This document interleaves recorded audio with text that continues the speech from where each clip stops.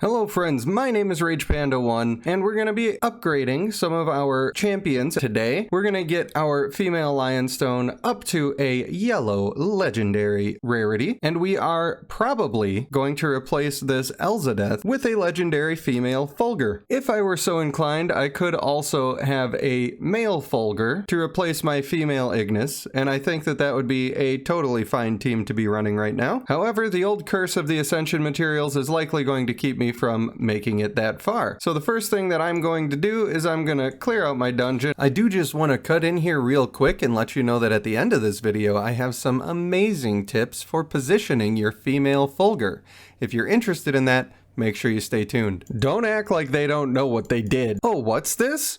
He says that people are coming for me and I should be afraid. Well, I'll use instruments of pain. Maybe if you'd stop banishing the enemies, I wouldn't punish you, a-hole. This one doesn't deserve to be punished. I'm just doing it because she's prettier than me. And this guy's the exact opposite. He's catching a case because he catfished me by looking handsome as could be in this picture, and then you see his actual character model and puke in your mouth. This one I feel bad about because Purple Girl is bestest girl. Fun fact, I never actually thought to test this before, but if you use somebody with vigor levels as a piece of Ascension material, it does not transfer, which is how I would expect it to work, but now I know for sure. And you can see, since I'm trying to upgrade her rarity, I'm going to make sure it says upgrade rarity to legendary. That is happening because I am putting a higher rarity version of the same character into her as I go to ascend her. Ta-da! So as with most things in this game, there is some debate as to whether the male or female Fulgur is the better character to go with, and since I'm starting to level one up, I need to make that decision right now. Of course, I've already made that decision, and most people would say that the male is the way to go. That's what I've heard more often. However, I am not going to be doing that because when's the last time I did what everybody else was doing?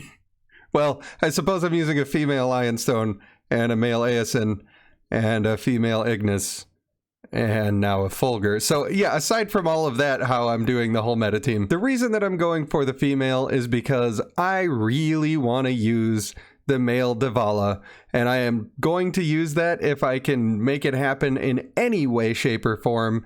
Because of that, I want to increase my critical rate against enemies inflicted with the Electrified. Anytime I can do that and I have a male Divala, I'm going to help him survive longer. And that is really, really good. So there's a minor little spoiler for you that's probably going to be included in the guide video for male Divala. Synergy section. Look for it. One thing is for sure, we're going to need more Fulgur babies. So we're going to go ahead and take care of that right now. Hello, darling. Would you care to make a baby or 5? What's that? You've got a headache? Well, I bought you flowers. Like, literally fine, but this is not my impressed face. Now, sweetie, I know we just had 5 babies, but would you be interested in having sextuplets? Because I need 6 more. Well, I guess I bit off more than I can chew, which I guess is a weird thing to say about babies, but we're fresh out of energy potions. Which is fine, we'll make it work. Alright, to make this work, we're gonna have to use one of our mythic trait farmed champions, which we've already made level 3, and one of our copies of the female Lume, which we don't intend to use, but conceal, don't feel, right? And now, in all her majesty and glory, and actually, just as a good example, you can see that she is legendary, and this Aeson is 4-star. And he's going to go into one of our fodder materials, but he is not identical, so it is not going to say that it upgrades the rarity, just to make that painfully clear to everyone. We will never bow again. So now we're going to do a little bit of marrying so we can get maximum power. And I get questions all the time about why I don't guarantee my marriages. And some people think that it's more effective and it saves your rings and all of this stuff. I think people put a little too much emphasis on having the absolute perfect traits 100% of the time. It's just not as necessary as people think. And when your bottleneck is not having enough Ascension materials, and the reason that you're not progressing in the campaign and destroying people in the Valley of Conquerors and everything is because you're underleveled because you can't ascend your characters, you should not be wasting your Ascension materials trying to make sure that you're getting these perfect traits. I just don't think it's a good idea, and I don't think that people should be trying to do it. Many people have probably seen the Belligerent video where he shows how to guarantee a trait. If you haven't, I think you should watch it because it's very educational. In that video, he spends like 19 wedding rings trying to get specific traits on one character. But aside from spending 19 wedding rings, you're spending all of the extra champions that could have been Ascension materials. So for me, I need to be aware of what my bottleneck is, and so do you, and you need to play around that. For me, it's better if I'm not even bothering going for perfect traits, I'm just getting what I can get. In this case, if I get Cutthroat or Healthy, I'm re-rolling it. If I get Brutal or Agile, I'm keeping it. That's the way it's going to be. I don't care which one it is. So if I don't get Brutal here, I'm just going to marry again in a different slot to get Brutal. Agile is going to be fine on this character, and then I'll get a hybrid. So don't always go for the exact perfect thing, thinking it matters all that much. It's nice, and when you're in the end game and you have the resources to allocate to that, then you should do that. When you're fighting your way up the ladder, it might not be a priority. And so luck is with us today in the way that we got one of the two traits that we were happy with. And in getting that trait, got ourselves a beautiful hybrid. Ain't she cute? And on top of that, getting a hybrid does give us a huge vigor boost, which we do love. Now we're going for fierce here, but this is a huge gamble, so I'm going to see if there's any other characters that nail it down a little closer than that for me. Look at this random roll on my little spouse here. I think that would be a perfectly usable set of traits, especially if this was the first companion that you got to Mythic and you popped one of these babies out.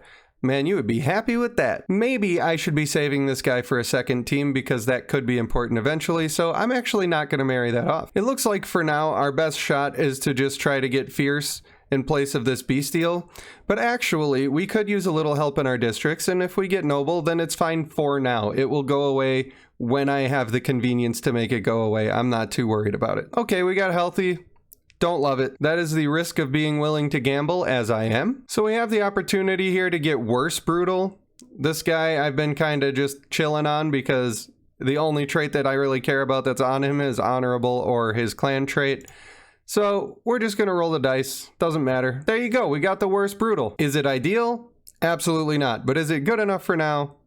Uh-huh. And on this marriage, if I get Bestial or Devout, I'm sad. If I get Loyal, I'm not happy.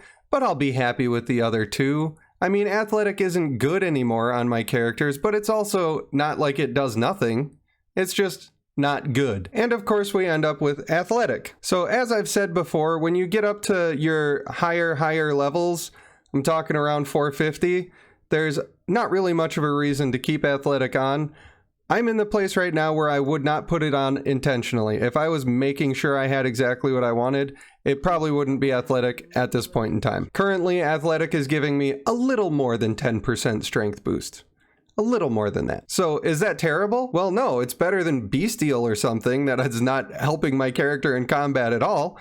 So we have to take things into consideration. I'm taking my resources into consideration while I'm making these trades. I'm out of energy potions. I do have bouquets, but I'm not going to worry about this character right now because that isn't the thing that's holding me back. So we have 4 of our characters to 9-star now, and we are going to dump it to Crumpet on some of these treasure boxes so that we actually have enough gold to level these people up most of the way. I don't even know if we'll make it all of the way. But aside from just being huge and awesome, what else did we accomplish here? Well, we had a bit of a broken synergy with our male Griffin pushing people out and our male Elzadeth using a ground target ability.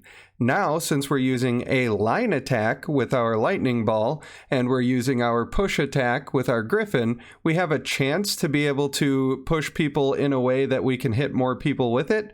It's difficult to do, and especially with the male Griffin, it's kind of random. It's a lot easier to do with the male Sallyhorn, but it's a lot better than having an anti-synergy on your team. The unfortunate thing is that I have 3 mages now, which a lot of people run, but I don't think that I want to run that all the time, so I probably won't. In fact, I'll probably make this female Ignis be replaced by the male Devala if I get the opportunity to do that. And since that male Devala is going to want to stay alive as long as possible, I think having a male Lionstone on the team to help with that is going to be fantastic.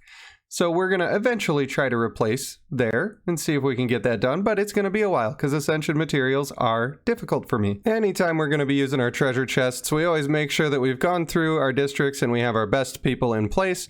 We're at 97k a minute now, so that's getting up there.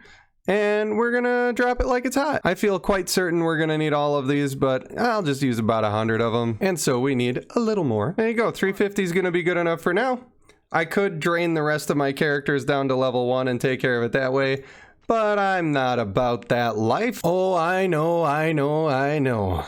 We're all wondering, but do they powerful though? Not that strong on the first go around, but hey, how is she gonna compete with that Ascension? I don't know. Her damage went up considerably when I allowed that big attack to hit more than one person. One thing that's holding her back is I don't really have enough books to get her ultimate all the way leveled up the way that I would want it to be. And I'm letting her ultimate not be as high because her first skill is going to do more damage for me right now. Generally, when I get to the ultimate stage, the Ascension kills everybody. So she's doing more work early. So we're going to try a bit of a crazy strat here. And that is we are going to have our tanks in these two positions that I normally would never put them in. So that hopefully they will run past and engage both of these melee. And then she will get her ball farther into the enemy team. Maybe even getting an extra person in there. Look at that. I bet her damage is going to be quite high this game. Crazy. Her damage is huge now. So as you can see, positioning the female Fulgur is actually a big deal, especially if she's leveled up for you like she is for me, weighting all of her points into her active skill.